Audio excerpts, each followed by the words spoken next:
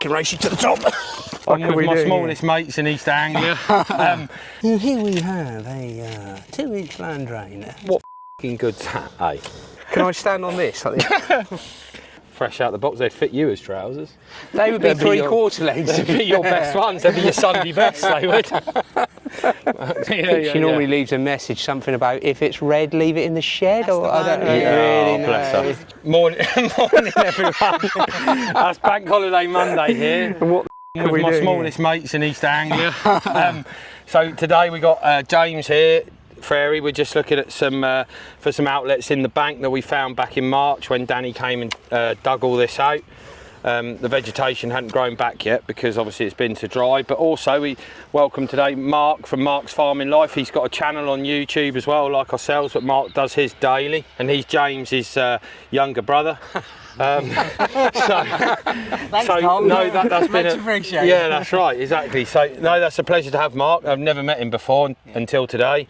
So he's come down because we've just lifted a pump out up there, which is buggered, and we're going to send it away and see if we can get it refurbed or see whether we need a new one. So Mark's just come down today at 1 to say hello and come and muck in a bit with his brother, and then we're going to go to the yard and show Mark around some of the kit we got a bit later on. Yeah, well, thanks for having me here, Tom. That's much appreciated, and I'd be interested to see your drainage projects, what you've got going. So yeah, thanks very much for that. That's all right, no worries. Well, that's amazing. You two have talked so well, I just don't really feel like I need to say anything. No, you'll end up in there in a minute. Yeah, just come on, Tom, let's get down the bank. We're going to have a look. Yeah. Come on, boss. All right. Jesus. See how I didn't need a spade to stop me? Are you okay? Oh, look at that. Jesus. We've got brakes just about. You can't really... Well, I suppose that is the trench line, isn't it, there? Why would... They would have put this in with a digger, though, wouldn't they, James? No, it's I think it's trenched in, mate. Oh, they would have put... Why would you put 2-inch in, though? What, just cost? Well, yeah, back in when plastic first came out, everybody started with just like peeing out that bank there, isn't it? 2-inch pipe before they went to 3-inch. They realised, they thought it was a good idea to begin with. Then quickly realised it wasn't. What, the going to 3-inch wasn't a good idea? No, 2-inch didn't really have enough for when you were jetting. So a lot of the 2-inch pipes are now redundant. But we have... There's the pipe, look. Matt, do you want to chuck the camera down here? Because you won't come down here, will you, big scaredy cat? Mad, Matt. Can you get down here? It's like going to the beach. That's like going down the beach here. Is it on? Yeah. Well done. So here we are, look. We have just found in there, I don't know if you can see that, the end of the drain, and she's running, boy. Makes a mockery of how dry it is. I can't even see that camera. Yeah, look at that. It's unbelievable, isn't it? It's fair squashed, isn't it, James? It's got a bit of dirt up the end of it. Yeah, that one would probably need digging back, wouldn't it? And jetting and... We'll have to have a look. Go. But yeah, considering this was pretty much... What? There was no crop out here last year, was there? Or the year before, it was completely under? No. And you think all of these drains would have been... underwater? Buried. Yeah, 100%. So if we can get... Even if it does a bit, mate. Do you know exactly. And I think better than nothing, isn't it? Do you know what I mean? With the cost of... like a little school kid.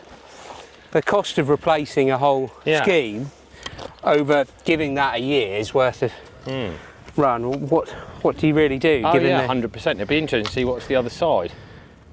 What, in that side? That's another 2-inch pipe there, isn't it? Yeah, it is, Mark, yeah. It's another 2-inch plastic outfall, so it's either been repaired and it's clay further in the bank. What, a 2-inch clay? Yeah, and really? A lot of people used to then sleeve 2-inch inside it. It's like an old 60mm. That'd be Gracie, wouldn't it? That'd be Gracie saying, Dad, where are you? On a Monday, out walking around with Where's Coxalls. Mark's Farming Life? Yeah, where's Mark's Farming Tell Life? him we're on his boat destroying it. Actually be out later. Yeah. She normally leaves a message, something about if it's red, leave it in the shed, That's or I don't man, really know. Bless her. He's a John Deere fan, isn't he? Yeah, so there we go. So the reason we're doing this investigation is, like James said a minute ago, out here we didn't have a big area. This field is 5.5, 6 hectares out here. Quite probably 2 hectares of it wasn't, the crop didn't come because it was underwater from, I think it's just water table, isn't it? Yeah. So the idea is to get the pump going if we can keep the water going out into the River Cam and get a few of these drains repaired, you know, that will make a hell of a difference to growing viable crops. And then we'll obviously get either a new pump in or that one reconditioned and put in and run it, and then we'll see over the course. But it will depend on rainfall for a winter, won't it? Exactly. Depends on how many inches of rain we have to how much water we'll want pumping. But at the moment we're running the engine pump probably 6 hours a day just to keep the level low enough so we can investigate these drains, if you know what I mean. And then what we'll do is we'll just go through this spoil, we'll probably go over it with a load of Roundup first and just spray it off, and then we'll go through it with the rake on the 14 tonner, and then big jobs for Rowley and James, they'll be picking behind, won't you, Road Dog? Just before you go travelling around Europe, mate. Do you think seems Mad Matt lives so close that you could maybe... Yeah, it'd do him some good. It'd get his white skin out the office, won't it? I reckon he'd bulk up quite a lot if he was doing some manual labour as well. Yeah. We've tried to put him on the oatmeal and raisin cookie diet. You can't draw him in, can you? No, he just don't like it. He just ain't bulking at all. No. Did he get like trolls sort of giving a load of Well, you haven't had any media trolls, have you, online keyboard warriors yet? For you, isn't it? Yeah, there's a few for me. Where's your belt? Yeah, where's my belt? Where's your braces? Gracie normally says like, where's your braces? are you going to change your trousers this week or? Well, I've got shorts on. But Yeah, that's... fresh out the box. Fresh out the box. They fit you as trousers. They would be three-quarter lengths. They'd be your best ones. They'd be your Sunday best, they would. So, dear oh dear. Some boy. So we've got James has just got his divining rods out of his car, and we're just having a go, and it is making yeah, about here, isn't it? Yeah. So you'll see as we walk back this way, we got white flags, and look, James, if you do your demo of the as you're walking along. So basically a chain apart, roughly just take us around about 20 metres. Yeah. And it's just picking up moisture in the ground. Here we go. And as you get near a drain, There you go.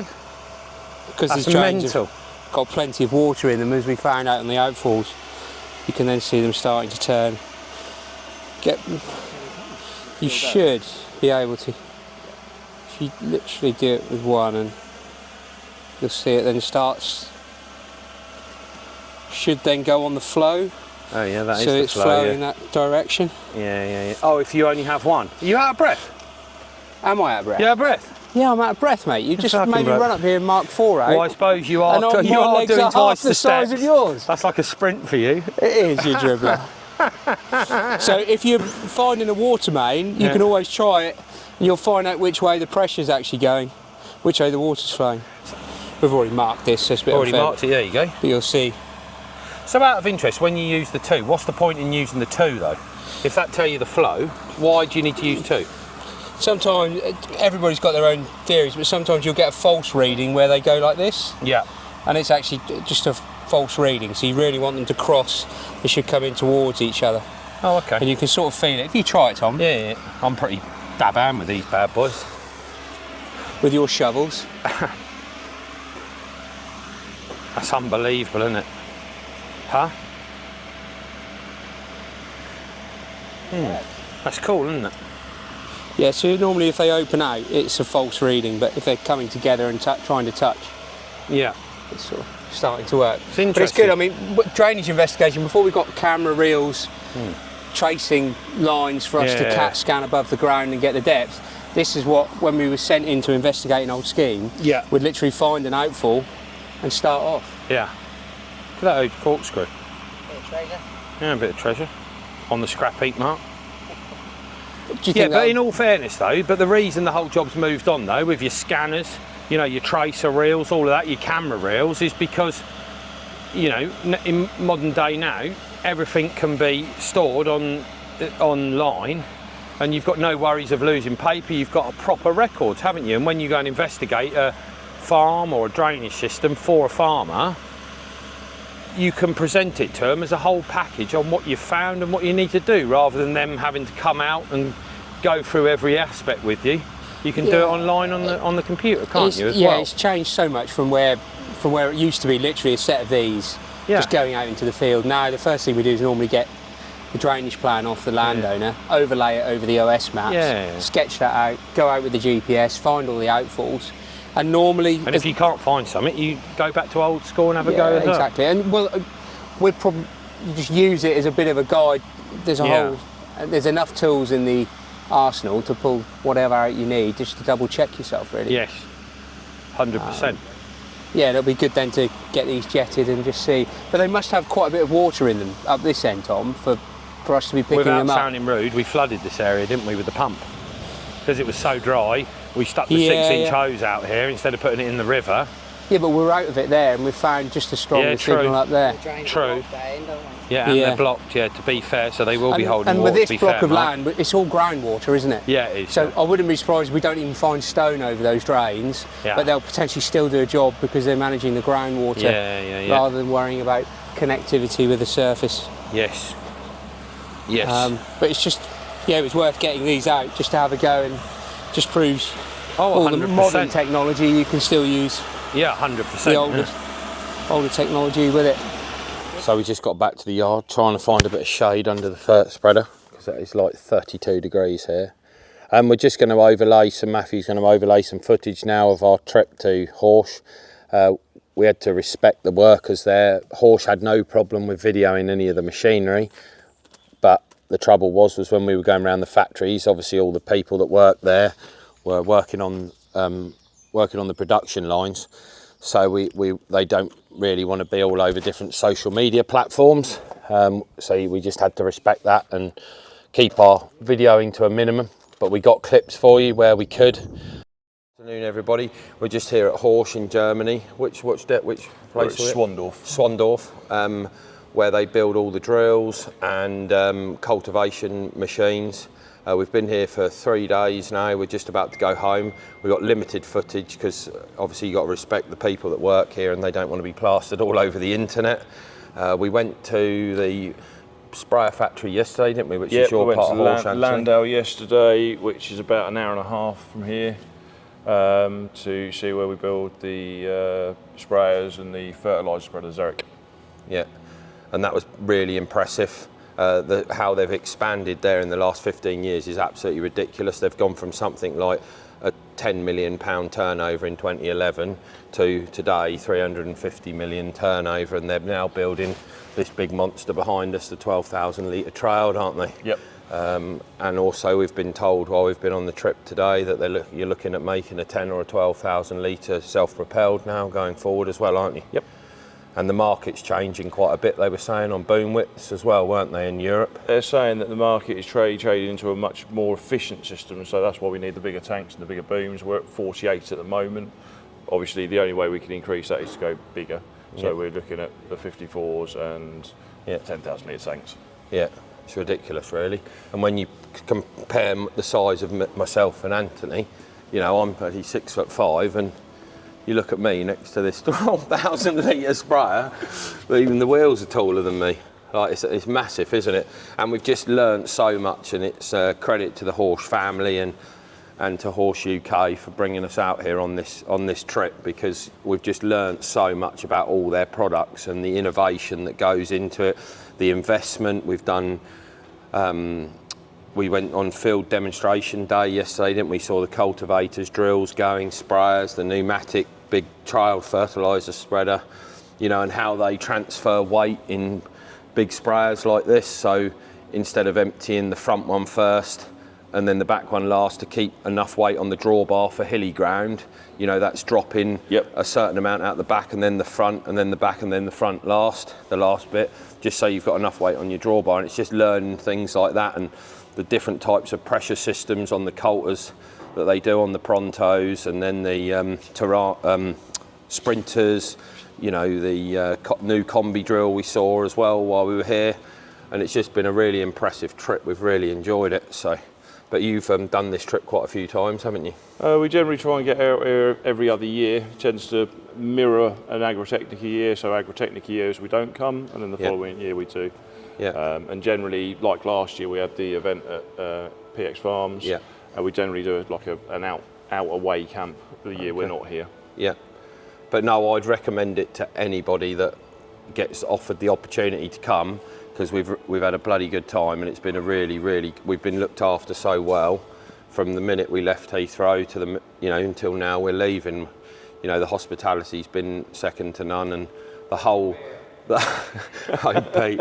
Well, we met some good characters like old Pete there as well. Yeah. So and then we've what was I going to say? Pete's done me. He's messed up my bloody train of thought there. But no, we even looked round the parts place. We weren't allowed to video any of that today, but all the robots working and how they pick out all the pallets and different parts and the assembly lines, everything. I mean, the one thing that did blow me away was the sprayer factory, if I'm completely honest. On day one, that was just unbelievable. And the cleanliness of the factory, the working conditions, the quality of the job, what the lengths and stuff they go to improve and innovate new systems as such. And you've also had the chance to talk to Theo Lieb and Philip Horsch. Yeah, 100%. The whole group's been sort of had speeches from those guys with what's coming, what they're thinking about, and what we're moving forward towards. And development, further investment that they're going to put into their company to improve things for us as farmers, not just in the UK but worldwide. And touching on Theo Lieb and obviously Philip Horsch, you wouldn't go to John Deere or somewhere and get that level of sort of like the familyness of it, of the company, just sat there having dinner with you or lunch with you and speaking to you and getting involved and interested in what we all do as farmers and what ideas we have, because at the end of the day they're trying to produce kit for us so we can be the most efficient we are. But it's just been unbelievable. You'll see on some of the footage we've done a bit of cameraing where we can, and that'll be overlaid, will be overlaid over the top of it. Matthew will edit that when we get home. Don't know whether the video will be any good, because we've been in control of camera work and stuff. But I just want to say thank you very much, Anthony. It's been a pleasure, and we've really enjoyed it. And thank you for coming out with us. Yeah, I'm sure I can speak for everyone else, because there's been a hell of a group. We've had some good nights on the beer as well, so we were fairly jaded, a few of us, this morning and yesterday morning. Right as a button. But no, thank you very much, and we'll see you next week. Cheers. Bye-bye. Yeah, so since the show, we've had the new Swamper, I think they are, Swamper rims and some off-road tyres put on it. So it definitely makes the van now. She looks hairlessly different. So we're over the moon with that. Yeah, that looks absolutely, well, it's just set it off really compared to when we had these the standard sort of VW rims, steel rims and tyres on it. So no, she's coming together, and we'll soon be out on the road. I say soon, it'll be a couple of months when the new chap starts, so that'll be great. And then we've just slowly going through all the spare parts. We've had some more grease and that delivered this week, I see. So no, we're just having a good tidy up and making sure we've got everything right for the summer now. It won't be long with this unbelievable heat of like 30, 32 degrees. That's going to be 34 tomorrow, I think. So it's just ridiculous, absolutely ridiculous how hot it is. But there we go, that's life. So yeah, we're not actually going to spread on any wheat this week for the next couple of days, just because of the heat. We're worried about scorching it with digestate. So we're going to tip onto some maize that isn't up and do some delivered and spread on maize the next couple of days. And then we'll be, hopefully, when the temperature's meant to drop down to sort of like 22, 23, further to the back end of this week. And we'll crack on with a bit more on wheat, to be fair. So yeah, that's generally the crack. Mark's farming life. He's just followed us to the yard here. He's just doing some of his own footage around the yard at the moment, just having a look around some of the machinery and just having a look at where we're going to have the new shed put, which will be up by the 1st of August. And he's a workshop man himself, Mark, very talented on the welding and, you know, making things. So when the shed's up, Mark's going to come back and put his point of view across. We're just worried about the putting the pit in the ground, because poor old Mark, he's only about 4 foot tall, like his brother James. So we might lose Mark down in the pit if we're not careful. So we'll make sure he comes back before we put the pit in the ground. Otherwise we might have to get him a lift out. But yeah, no, that shouldn't be too bad. But no, thanks for all the comments on the last video, guys. That was much appreciated. And I will speak to Tom Lamb. If he hasn't watched the last video or this video, I will get in contact with him this week, and you know, after harvest or whatever, because it's looking like it's going to be an early harvest. By the time the shed's up, we'll probably be done harvest. So we'll get Tommy Lamb out and Mark as well, and a few other people, and just get their opinion on what they think. So yeah, that's all good though, and yeah, we look forward to seeing you next week. We'll get some more footage. We'll keep progressing with the drainage at Sawston, and we'll keep putting a bit of footage on from that with James and myself, and some other bits and pieces that we've got going on this week. And fingers crossed for some rain, guys, because we are desperate. And if you haven't subscribed, please do subscribe, hit the bell. And if you haven't subscribed to Mark's Farming Life either, give him a view as well. He's sort of every day of just what's going on the farm. So that'll be interesting for you all, just to have a dip in and have a look at his channel as well. So no, thanks very much, and we'll see you next week. Thanks.